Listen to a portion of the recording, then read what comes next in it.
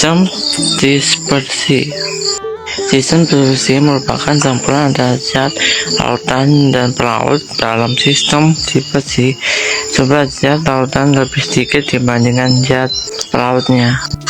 Zat laut dinamakan phase dispersi, sementara itu zat pelaut dinamakan medium dispersi. Dari sistem adalah campuran antara phase dispersi dengan medium dispersi yang dicampurkan merata. Perbedaan substansi koloid dan lautan. Ukuran dan perbedaan lebih dari 100 itu substansi koloidisasi. Penampilan fisik.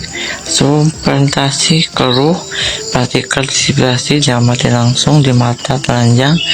Koloid keruh sampai jenis partikel dispersi hanya dapat diamati dengan mikroskop ultra. Jumlah partikel dispersi tidak dapat dialami dengan mikroskop ultra. Fase substansi 2 fase, koloid 2 fase, lautan 1 fase. Kestabilan jika diamati mudah terpisah itu substansi koloid suka terpisah relasi stabil, lautan tidak terpisah stabil. Cara pemisahan. Substansi dapat disaring, koloid tidak dapat disaring, lautan tidak dapat disaring. Contohnya, substansi tepung terigu yang dilarutkan dalam air apabila akan menguap. Contoh dari koloid, lautan susu yang di dalam air yang tampak tidak jernih. Contoh larutan, garam dapur yang tidak dapat dilarutkan ke dalam air. Terima kasih. Bila ada yang salah, saya mohon maaf. Wassalamualaikum warahmatullahi wabarakatuh. Jenis-jenis koloid. Koloid ini dibagi menjadi 8. Yang pertama yaitu aerosol. Aerosol merupakan jenis koloid di mana fase terdispersinya berupa zat padat atau cair dan medium pendispersinya berupa gas. Jika fase terdispersinya padat, maka disebut aerosol padat. Jika fase terdispersinya cair, maka disebut aerosol cair. Contoh koloid jenis aerosol adalah minyak wangi parfum, obat nyamuk semprot, dan cat semprot.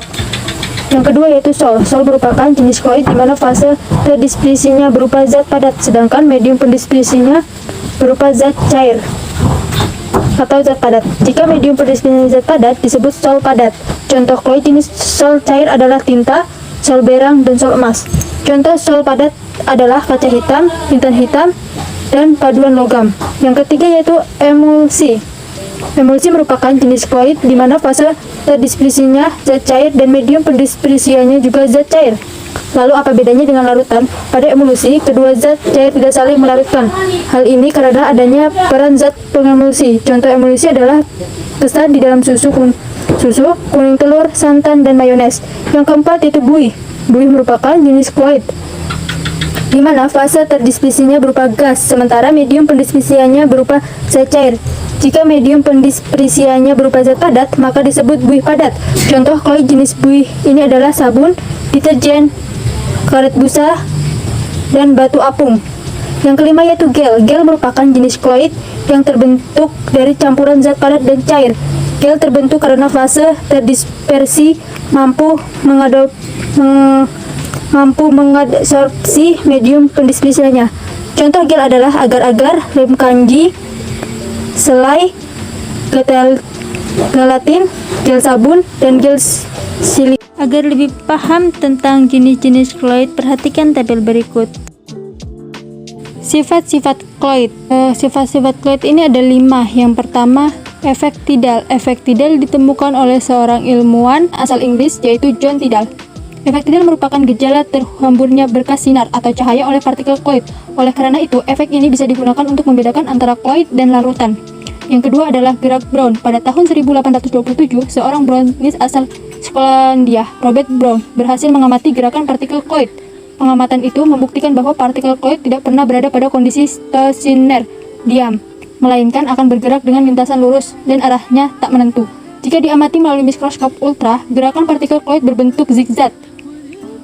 Pergerakan inilah yang disebut gerak Brown. Semakin kecil ukuran partikel kloid, semakin cepat gerak Brown yang terjadi. Contoh gerak Brown ini bisa dilihat partikel debu bergerak melewati celah jendela yang terkena sinar matahari.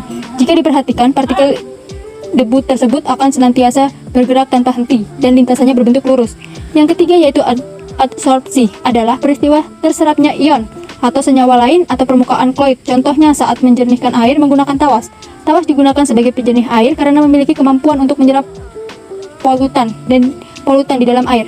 Yang keempat yaitu muatan kloid.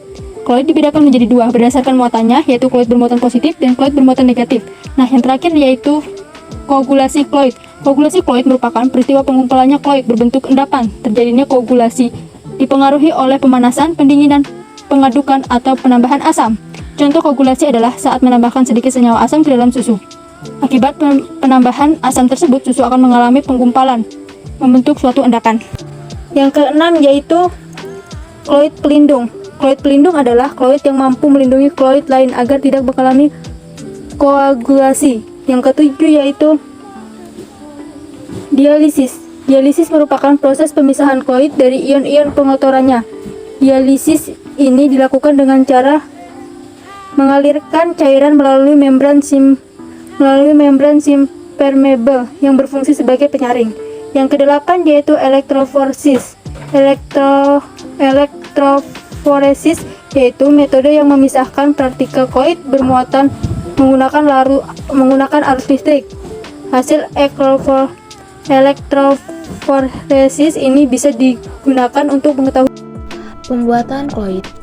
Pembuatan kloid dibagi menjadi dua cara, yaitu cara kondensasi. Cara kondensasi merupakan cara untuk membentuk kloid melalui proses pengumpulan partikel larutan agar menjadi partikel kloid. Pengumpulan tersebut bisa dilakukan dengan metode sebagai berikut. Pertama, reaksi pengendapan. Reaksi pengendapan dilakukan dengan cara mencampurkan larutan elektrolit agar dihasilkan endapan. Contohnya sebagai berikut. AgNO3 ditambah NaCl menjadi AgCl ditambah NaNO3. Reaksi hidrolisis. Reaksi hidrolisis dilakukan dengan cara mencampurkan suatu zat air, contohnya sebagai berikut. AlCl3 ditambah H2O menjadi AlOH3 ditambah HCl. Reaksi redoks. Sistem kloid juga dapat dibentuk dengan reaksi redoks atau reaksi, contohnya sebagai berikut. AuCl3 ditambah HCOH menjadi Au ditambah HCl ditambah HCOH. Reaksi penggeseran. Contoh reaksi penggeseran bisa dilihat pada proses pembuatan Sol AS2S3. Sol AS2S3 dibuat dengan cara mengalirkan gas H2S ke dalam larutan H3ASO3 encer pada suhu tertentu. Adapun contoh reaksinya adalah sebagai berikut. 2H3ASO3 ditambah 3H2S menjadi 6H2O ditambah AS2S3. Selanjutnya, reaksi penggantian pelarut. Pembuatan kloid jenis ini bisa dilihat pada pembuatan gel kalsium asetat, di mana larutan kalsium asetat harus ditambahkan alkohol 96% agar terbentuk gel kalsium asetat. Yang kedua, yaitu dengan cara dispersi. Cara dispersi kebalikan dari kondensasi, yaitu dilakukan dengan memperkecil partikel suspensi agar menjadi partikel kloid. Cara dispersi ini bisa dilakukan dengan beberapa metode. Cara mekanik. Pembuatan kloid dengan cara mekanik dilakukan dengan menggunakan penggilingan atau pengurasan partikel suspensi. Dengan demikian akan dihasilkan partikel yang lebih kecil dan lembut. Contoh pembuatan partikel kloid dengan cara mekanik adalah sebagai berikut. 1. Menggunakan tawas yang sudah digiling akan membentuk kloid saat dicampurkan dengan air. 2. Karbon dihaluskan dengan penggiling kloid agar dihasilkan tinta. 3. Belerang dan gula dihaluskan dalam penggilingan kloid sehingga dihasilkan sol belerang. Ya, selanjutnya cara peptisasi. Kloid bisa dibentuk melalui proses peptisasi, yaitu dengan menambahkan ion sejenis sehingga partikel endapan akan mengalami pemecahan oleh zat kimia.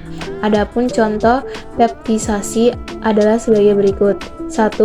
Sol VeOH3 dipeptisasi oleh FeCl3. 2. Sol NiS dipeptisasi oleh H2S. Dan 3. Karet dipeptisasi oleh bensin. Cara busur Braidia atau braiding.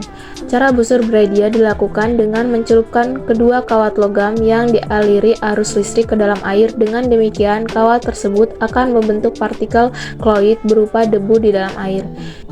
Selanjutnya, cara ultrasonik. Pada prinsipnya, cara ini hampir sama dengan cara mekanik, hanya saja proses penghancuran partikel besarnya menggunakan gelombang ultrasonik. Untuk lebih jelasnya, teman-teman bisa melihat pada tabel berikut. Cara pembuatan kloid yang dibagi menjadi dua, yaitu secara dispresi dan secara kondensasi.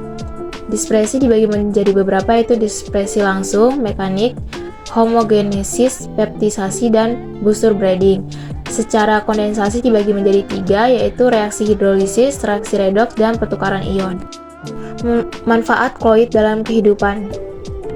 Yang pertama yaitu kloid bisa digunakan dalam industri kosmetik untuk membuat foundation, sampo, pembersih wajah, deodoran, dan pelembab badan. Dalam industri tekstil, kloid bisa dimanfaatkan dalam bentuk sol untuk membuat warna pakaian. Yang ketiga, dalam industri farmasi, kloid digunakan dalam bentuk sol untuk membuat obat-obatan. Yang keempat, dalam industri sabun, kloid dihasilkan dalam bentuk emulsi untuk sabun dan deterjen. Yang kelima, dalam industri makanan, kloid bisa ditemukan dalam kecap, saus, susu, mayones, dan mentega.